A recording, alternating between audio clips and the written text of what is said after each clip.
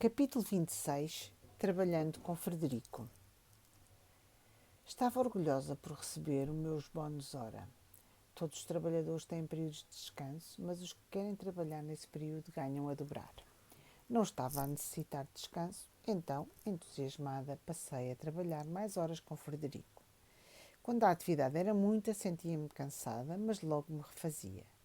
O meu amigo tem uma sala na parte do hospital onde estão os internos melhores. Para que vocês entendam, ele fazia um trabalho de psicólogo ou de psiquiatra. Continuava como secretária a organizar os horários, as fichas e a encaminhar os doentes. Enquanto eles conversavam com Frederico, eu ficava sem fazer nada. Patrícia, convidou-me Frederico. Não quer entrar na sala e ouvir os doentes, a fim de conhecer os motivos que trazem estes nossos irmãos a conversarem comigo? Sim, respondi contente. Percebi então os inúmeros problemas que têm e a maioria deles está em tratamento. Escutava sem nada dizer, às vezes dava-me vontade de rir, outras emocionava-me. Como dizia a avó, nada como ajudar para compreender. Sentindo os problemas dos outros, dei graças ao Pai por não os possuir, por não os ter criado para mim. A maioria dos problemas deles era sobre os entes encarnados. Pediam para visitar os familiares ou ajudá-los, só que não se consegue auxiliar quando ainda se está entre os necessitados de ajuda. Quase todos falavam da sua vida encarnada e como desencarnaram. Frederico escutava atencioso, indagando de vez em quando. Uns reclamavam dos choros familiares que os incomodavam, outros pediam orientações de como fazer para não escutar os lamentos e chamamentos dos entes queridos. Deve-se orar por eles, falava calmamente Frederico. Ter paciência, pois o tempo passa e suaviza tudo.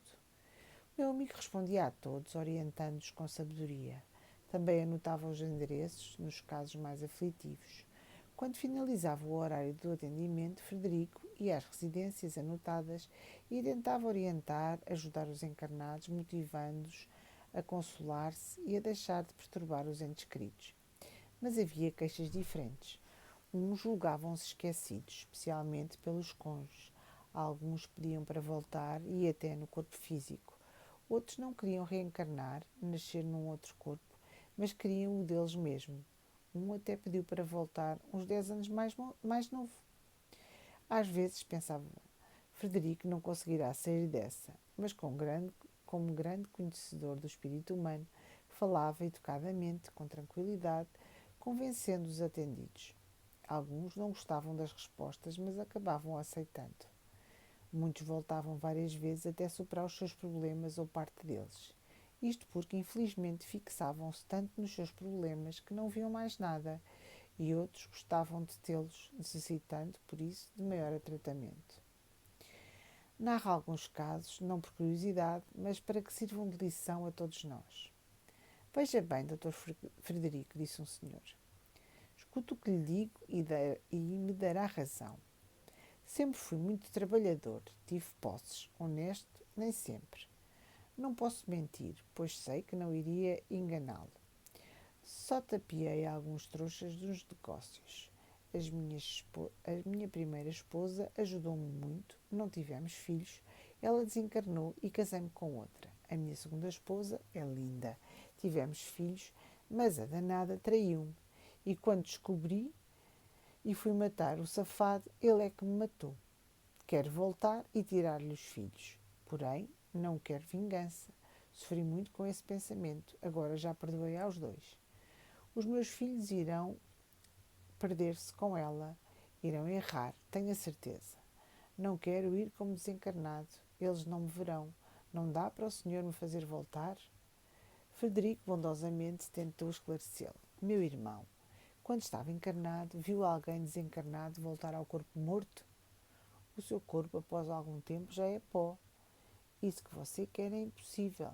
Lembro-lhe que os encarnados, todos eles, têm a oportunidade de seguir o bem. Os seus filhos não estão desamparados por Deus. Você pode ajudá-los. Mas eles não me darão crédito, nem atenção. Não desanime sem tentar. Já leu a parábola de Lázaro e do rico? Já a do Lázaro pobre e a do rico que morreu e quis voltar para avisar os seus irmãos e não pôde. Leia novamente com atenção. O senhor não pode ajudar-me? Posso, irei por você tentar ajudar os seus familiares. O que queria mesmo era voltar encarnado e tirar os meus filhos dela, para educá-los melhor. Meu irmão, você já reencarnou muitas vezes. Se voltasse, recordando-se tudo, talvez tentasse mudar, mas com o esquecimento do passado erraria de novo, porque não se fortalece nos ensinos da boa moral. Aquele senhor saiu, não muito satisfeito. Frederico, falei, parece incrível escutar esse pedido. Pensei que os desencarnados tivessem mais consciência. Deveriam ter, mas não diferem muito dos encarnados.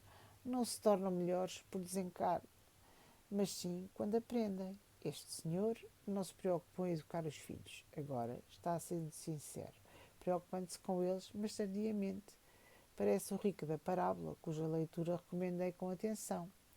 E fez um pedido muito incrível ainda: voltar com o mesmo corpo. Embora saibam ser impossível, tentam. Se isso fosse possível, seriam muitos a voltar. Ainda bem que não é. Frederico voltou ao lar terreno dele e fez o possível para chamar todos à responsabilidade. No dia seguinte, tranquilizou aquele senhor, disse que a esposa estava sendo boa mãe e pelo menos amava os filhos. Assim, ele resolveu seguir os conselhos de Frederico, melhorar e aprender para poder, no futuro, ajudar os filhos. Uma mulher com expressão sofrida, que dava dó, disse lacrimosa: Doutor Frederico, não quero parecer ingrata. Desencarnei, sofri muito, vagueei pelo umbral, fui socorrida e sinto-me melhor. Porém, é que não gosto do umbral, tenho horror a ele e não quero vagar. E também não quero ficar aqui, não gosto. Tratam-me bem, mas recebo tratamento igual ao dos todos. Não posso comer carne, nem tomar os meus aperitivos. Detesto estar desencarnada. Queria morrer mesmo. A morte não é como esperava. Se pelo menos existisse o céu. Será que, se houvesse o céu como pensava, a senhora estaria nele? Ela não respondeu. Estranhei, era a primeira pessoa que eu ouvia diretamente dizer que não gostava da colónia. Frederico continuou. A senhora está insatisfeita consigo mesma. O que a colónia lhe pode oferecer é isso que recebe. Enquanto muitos são felizes aqui, há os descontentes, como a senhora. O que quer realmente? Não sei. Não queria ter desencarnado, mas também não gostava da minha vida encarnada. Talvez reencarnasse rica, linda, inteligente. E para fazer o quê? Ser feliz, gozar a vida? Por quanto tempo? Se soubesse, não estaria aqui, disse sem paciência. Minha irmã, já tentou ser feliz trabalhando, sendo útil? Não. Já experimentou sentir alegria em ajudar o próximo? A senhora precisa de amar para aprender a amar, de se amar para aprender a amar o próximo. Deixar de ser uma necessitada e tornar-se útil. Aqui na sua ficha está anotado que está bem, porque não se dispõe a ajudar. Acho tão difícil. Amanhã voltará para conversarmos melhor. Tente hoje ser útil por 2 vezes. A senhora saiu como entrou, lacrimosa. Frederica, indaguei, ela queixa-se de estar na enfermaria, porque tive um quarto só para mim. Patrícia, Jesus recomendou-nos que vivêssemos encarnados, entesourando bens espirituais, dando valor à parte verdadeira a que nos acompanha após a morte do corpo. Todos os que fizeram o que Jesus recomendou dizem não merecer esse simples tratamento, ou seja, ser alojado por um curto período num quarto individual. Para estes, estar aqui é venturoso. Outros, imprudentes e orgulhosos, não gostam de se misturar, esqueceram de que são irmãos de todos e que o Pai é só um. Chegam aqui, tais como mendigos, e alguns a exigir regalias que não fizeram por merecer. Aos poucos, aquela senhora foi mudando. Frederico tudo fazia para que entendesse que só o bem a tornaria feliz. Ela começou a fazer pequenas tarefas, embora resmungasse. Frederico disse-me que os orientadores da colónia tentariam ajudá-la para que vencesse a ociosidade, ou ela teria que reencarnar. A colónia não obriga ociosos. Um senhor, aparentando 35 anos, entrou na sala um tanto envergonhado. O doutor me ajudaria? Gosto de estar aqui, quero ficar, mas sinto falta de sexo. Você gosta de estar aqui porque solucionou um dos pesos que aflige o ser humano, que que é a disputa da sobrevivência. Aqui recebe muito, até os reflexos da sua doença estão sendo superados. Está abrigado, alimenta-se, não sente frio nem calor, enfim, está acomodado. Mas ao mesmo tempo anseia pelas satisfações que o mundo físico lhe proporcionava. Sente falta somente do que julgava bom, dos prazeres. Vou ajudá-lo para não ser atingido por esses ecos de satisfação do mundo físico. Em qualquer hora é necessário que eleja com toda a sua força e atenção um objetivo aqui no mundo espiritual, onde agora vive, e que a ele se dedique com toda a sua alma. Assim, as energias que hoje lhe trazem um eco do passado dirigir-se-ão para esse novo objetivo. Aconselho-o a ser útil, a trabalhar, a estudar, a interessar-se em fazer o bem, a tantos irmãos daqui mesmo e aos alojados noutra parte do hospital que sofrem. Assim estará liberto parcialmente dos ecos da satisfação do mundo físico, no seu caso, do desejo sexual. Já havia escutado uma mulher queixar-se do mesmo assunto e Frederico ter-lhe dito que se dedicasse com carinho a uma atividade, trabalho ou estudo para ficar parcialmente liberta desses desejos. Aquele senhor era o último atendimento do dia. Tendo ainda tempo, indaguei a Frederico, querendo aprender. Por que aquela senhora se libertaria parcialmente e não plenamente, se aqui realmente não se tem necessidade dessas funções? O apego ou a escravidão a qualquer uma das atividades que gere, por exemplo, o impulso da gula, do sexo, da mentira, do muito falar, os vícios, tanto aparentemente inofensivos quanto prejudiciais na visão da sociedade, fazem parte da busca incessante do homem por preencher o seu vazio físico. O homem é a soma de todas as experiências pelas quais a humanidade vem crescendo, através dos incontáveis milénios de que temos notícias.